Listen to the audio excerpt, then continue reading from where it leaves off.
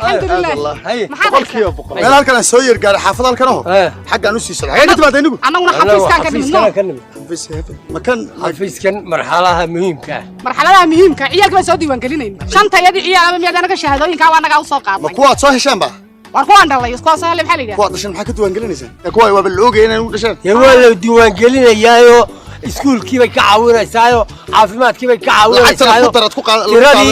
مركو وينادنا وإحنا ودوراني وأنا لا دوراني الدولة تاني سنة مواد ما مثال سكوسيني على علمه وكاده دكتور العقل واري الماء كاجا مهمسن إنه كودي وارواح ولا يقول مرحلة مهم كان يقول عيالكم دول بنتوان قليني نبى نقل تشرني عيالك يقول كاجا يدم الشرع انت ولدي والقلين يا ان ilmahaagu muwaadinimadiisu ku diiwaan gashanaato oo xafiiska iska diiwaan galiso haduu iskuul galay ay u fududaato hadii xitaa aw lumo eeg hada oo la waayo warqadaas ku baafinaysa ku raadinaysa hadii 18 jeer baasaboor qaadanay Soomaalidu wax ku maamaada waxaan la hurayn horaan loo yeelaa ma huraysitan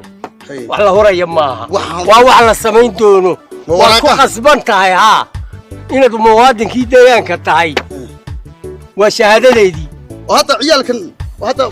وعيالك يجي مركز هذا شهادة مستقبل كأنه قنطة وادي دنتهاي وحاجة دور كره هدي الله يقول سينا ينا وادي وانقلين لها بعض لا ضحي مركز المدندون هي مستقبل هذا نبت قلي يا أنا كنت أقول ما أنت وانقلين مرحبا وانقلين مرحبا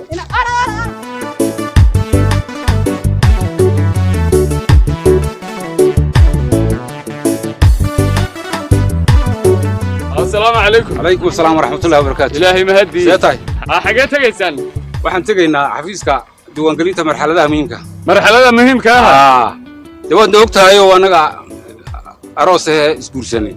marka guurkayagaan soo diiwaangelinayna oo wad soo kaateen labadii toddobaad wada kulay labada qof markay aad isku jecel yihiin saasun bay isku eegaadaan waa iska caayis marka maxaa la diiwaangelinayaa waxa weeye xafiiska diiwaangelinta marxaladaha muhiimka ayaan guurkayaga ka soo diiwaangelinayna guurkiina guurkayagaan soo diiwaangelinayna oo miyaa la isugu ilmeherinin ma waa la isku kaymeherin تنا واحد ويان عضين لبعض ويان وشهادة نصي يا وكالته النصين الصح شهادة يا نصين يا تي ديوان قرينتا إن المواطنين هاي on wadanka isku guursanay on ku dhalanay on mactii dhalashada haysanaa waraaqina halkan igu jiraan qabalayga ay soo siiyay xafiiska markaan la tagana waana la isaaxi waana la ishaamaday hoos baan u sheekaysanaynaa ma gabadhaad ka sheekaysan tahay inay may jiro waxas ubad baa dhalan doona ubadkaas hadhow cadayn halkii looga raadin أنا مركب واجب بيقول تاي مركب واجب بيقول تاي وين هذا كفتة مثال مودا يبي ما ندقين لما مركب اللي يسكور سدون بلو كل يوم بس هذا يدي كويس قبنا ولا جين كرا تاريخ دي أسكور ستين بعد لو خورا يا والله شاط ويا قرنا يتا قبل قرنا هذا وتادي اللودي مع عرورتنا ولا عرور بابد لا ده هاي عرورت هذا ديوانجلي عادي قلفت هذا يسوي ديوانجلي تحاسك كحيسو موادني ما هذا بيعدين سا يو وحكل ديوانك وحكو وجرا وفي عين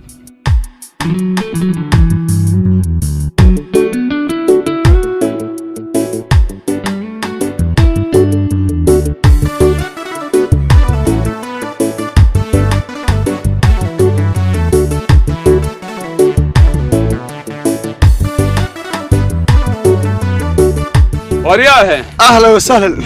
وإلهي مادي يا بان بس إله يابا محكور عليه بلك إلهي يا بابك القرآن كمان أنت وحنا يا دادو هي ورير مدحة بيكعسن محكور عليه عدة لله مي هي وأنا بدنا صاحب هاي إسلامتي سوي لو أنا يسكور سدين فيل الباب الله وتعالى قبل إيه قالوا كلمة ورقيه بانو كسوق عادن إنا إنه يسكور سنة هذا اللي وحنوص عنا حفيز كمرحلة ده مهم كا أو الوحوية وانو يسوي شرعيين إنه شرعيين معايا ده ما أنا قرية مع روسك هذا ناصينا يا أتقي أفطي ده وحنكون ما غادي سكين مهريني هي ولا سوق هاي مهري بينها من المحكمة دي السنة ورقدي اسمه هيرسشة هي ولا لسيه بينها بس كبر حلها مهم كأي واحد محاكي أنا السلام عليكم عليكم السلام ورحمة الله وبركاته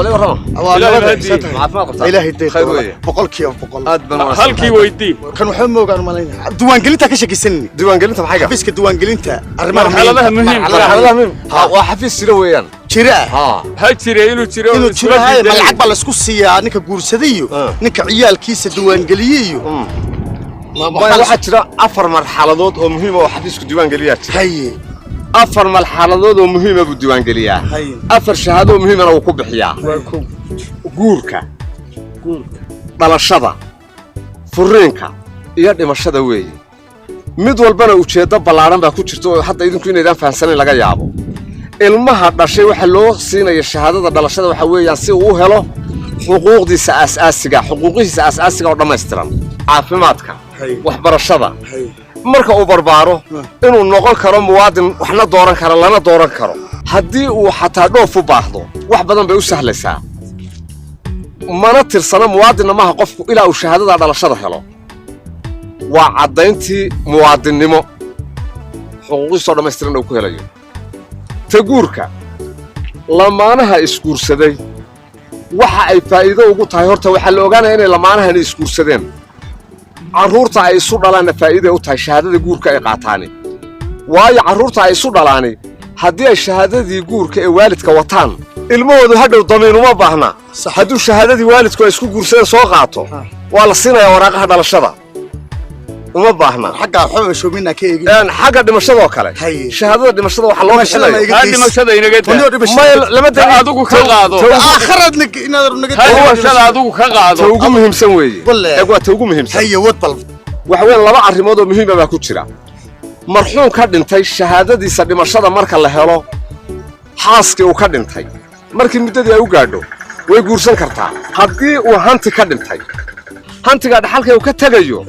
waxaa loo baahan yahay in la dhaxlo marka uu dhinto haddaan shahaadada dhimashada caddaynteedii la helinna lama dhaxli karo haade waan la caddaynin inuu dhintay maxkamaddu dhaxalkii ma wareejinayso soko isagoo waxaan badhicin la qaybsan jirin waa la isku laayaa maalin walba agtayada laga aragnay islaanta waxa keenaya waa shahaada la'aanta shahaadadiisa dhimashada marka caddaynta dhimashada la helo ee shahaadadaa la keeno maxkamaddu ciddii dhaxalka lahayd bay hantiga uu ka dhintay si fudud ugu wareejinaysaa waxaa jirta iyadana furiinka waxa ay faa'iido u tahay had iyo jeer waxaad maqashaa gabadh baa la furay kadib marka la guursado ninkii furay iska leeyahay igaba furra buuq badan baa ka dhaca laakiin haddii shahaadada furiinka gacanta lagu hayo cid ku doodi kartaa ma jirto waa sidii loo furay ma idinka dhacdhacday hadda aad bay nooga dhacdhacday waad qaadateen waan qaadanay carruurtana hala diiwaangeliyo